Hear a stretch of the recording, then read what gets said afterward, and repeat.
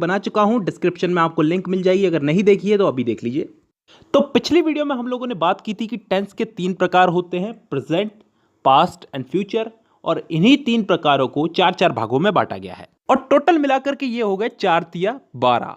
और इन्हीं 12 भागों को समझाने का मैंने आज वादा किया था, तो जरूर समझाऊंगा। लेकिन उससे पहले मैं आपको बता दूं, अगर ये 12 भाग आपने समझ लिए तो पूरे टेंस समझ लिए, क्योंकि सारे टेंस इन्हीं 12 भागों में है दोस्तों।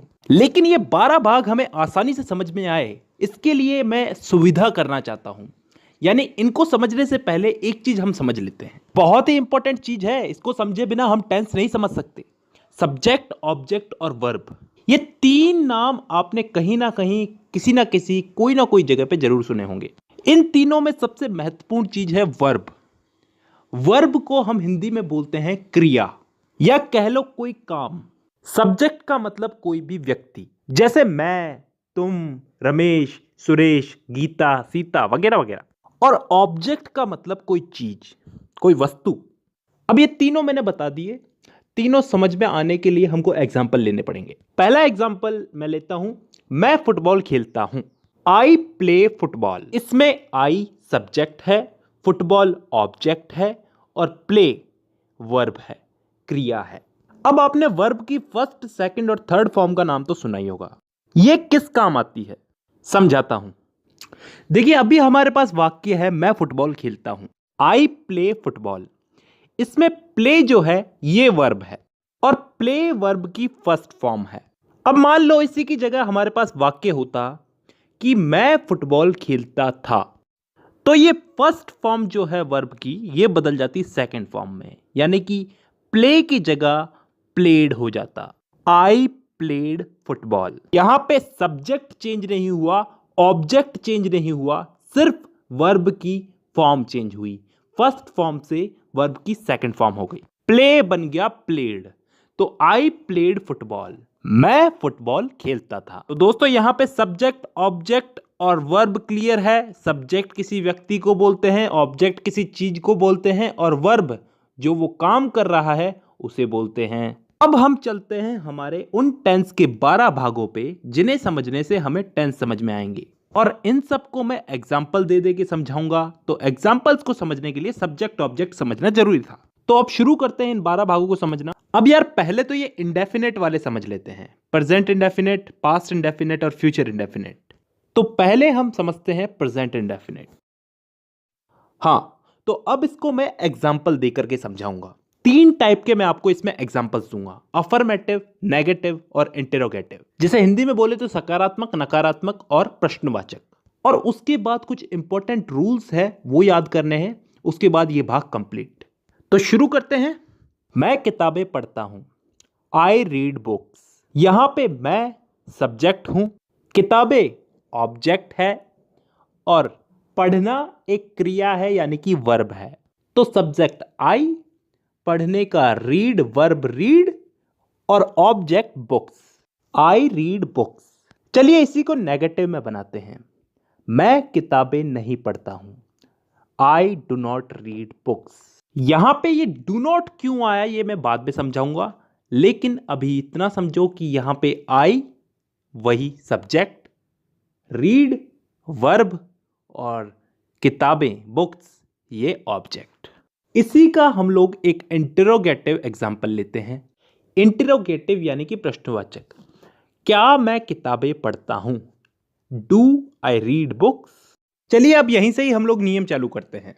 सबसे पहला नियम ये कि यहां पे डू पहले क्यों आया।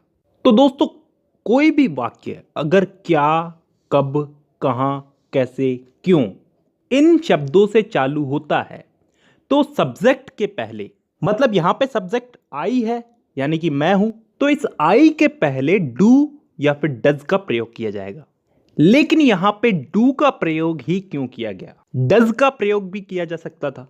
तो मैं आपको बता दूं, डज का प्रयोग सिंगुलर सब्जेक्ट के आगे किया जाता है, यानी कि एक वचन। यहीं पे इसी से ही हमारा दूसरा नियम भी निकलता है। मैंने आपको बताया था यहां पे डू नॉट क्यों आया, ये मैं आपको बाद में बताऊंगा, तो अब बताता हूं। देखिए यहां पे अगर आई की जगह कोई सिंगुलर नाउन होता, ही, शी, इट वगैरह, तो यहां पे डज नॉट का प्रयोग होता, और क्योंकि आई एक प्लूरल नाउन है तो इसके साथ डू नॉट का प्रयोग होगा। अब इस आई रीड बुक्स वाले सिंपल सेंटेंस को क्यों छोड़े, इसके साथ भी एक छोटा सा नियम है। इसमें अगर सिंगुलर नाउन हो, ही, शी, इट वगैरह, तो वर्ब की फर्स्ट फॉर्म के साथ एस या ईएस जुड़ता है। जैसे he goes to college, he reads book. अब इन तीनों के नियम याद हो गए। अब लास्ट 2 रूल्स याद करने रह गए। इसमें सिंपल से ही है, समझ में आ जाएंगे। देखिए, कभी भी कोई वाक्य हु, WHO, हु से प्रारंभ होता है तो उसके साथ कभी भी डू और डज का प्रयोग नहीं होता। उदाहरण के लिए, who goes to college, college कौन जाता है। एक और उदाहरण लेते हैं, हु मेक्स अ नॉइज, शोर कौन मचाता है। तो यहां पे हमने डू और डज का प्रयोग नहीं किया।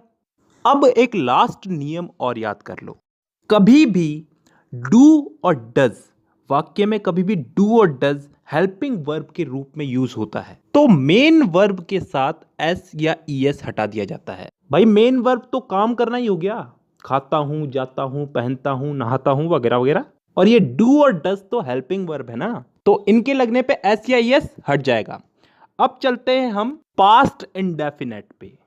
इस वाले भाग में भी हम लोग वही 3 टाइप के वाक्य लेंगे, सकारात्मक, नकारात्मक और प्रश्नवाचक, और उसके बाद इसमें भी कुछ इंपॉर्टेंट रूल्स, और फिर ये भाग भी कंप्लीट। देखिए, सबसे पहले तो मैं आपको बता दूं, इस टेंस के अंदर कोई काम हो चुका है, बीते हुए समय में समाप्त हो चुका है, खत्म हो चुका है, उस काम को बताएंगे। देखिए दोस्तों, मैं चाहता हूं कि इस वाले टेंस के अंदर आप पहले रूल्स समझ लो, रूल्स के साथ साथ हम एग्जांपल लेते लेते समझते जाएंगे। देखिए, इस टेंस का सबसे पहला नियम तो यह है कि यहां पे सकारात्मक वाक्यों में वर्ब की सेकंड फॉर्म लगेगी, सभी प्रकार के वाक्यों में। उदाहरण लेके मैं आपको बताता हूं, तुम हिंदी बोलते थे, यू स्पोक हिंदी। यहां पे सब्जेक्ट है यू यानी कि तुम, ऑब्जेक्ट है हिंदी, और स्पीक को हमने स्पोक में बदल दिया। स्पीक यहां पे वर्ब है ना, बोलना, तो वर्ब को फर्स्ट फॉर्म से सेकंड फॉर्म में बदल दिया, स्पीक बन गया स्पोक। अब यहीं पे ही हम लोग इस वाक्य को नेगेटिव में बदल के देखते हैं। करना कुछ नहीं है, तुम हिंदी बोलते थे को तुम हिंदी नहीं बोलते थे, you did not speak Hindi. अरे यहां पे डिड नॉट जुड़ गया और स्पोक बन गया स्पीक। हां, यही तो नियम है, नेगेटिव सेंटेंस में सब्जेक्ट के साथ में डिड नॉट जुड़ता है, कैसा भी सब्जेक्ट हो, सिंगुलर हो या फिर प्लूरल हो, और डिड नॉट लग गया तो फिर वर्ब की सेकंड फॉर्म हो जाएगी फर्स्ट फॉर्म, स्पोक बन जाएगा वापस से स्पीक। देखिए दोस्तों, डिड जहां भी जुड़ेगा वहां पे सेकंड फॉर्म फर्स्ट फॉर्म में बदल जाएगी। अब इसी को ही हम इंट्रोगेटिव में बदल के देखते हैं, यानी कि प्रश्नवाचक में बदल के देखते हैं। तो कैसे बोलेंगे इसको, क्या तुम हिंदी बोलते थे, डिड यू स्पीक हिंदी। तो दोस्तों, अब यहां पे डिड पहले आ चुका है। प्रेजेंट इंडेफिनेट में हम लोग डू डज का प्रयोग कर रहे थे प्रश्नवाचक वाक्यों में, पहले हम डू डज ही तो लगा रहे थे ना, यहां पे हम डिड से वाक्य प्रारंभ करेंगे। डिड यू स्पीक हिंदी, और स्पीक यानी कि वर्ब की फर्स्ट फॉर्म, स्पोक नहीं है यहां पे, स्पीक है, तो स्पीक यहां पे इसलिए आया है क्योंकि डिड लग गया यहां पे, और डिड जहां भी लगेगा वहां पे वर्ब की फर्स्ट फॉर्म आएगी ही आएगी। ठीक है, ये तीनों वाक्यों में तीनों के नियम याद हो गए।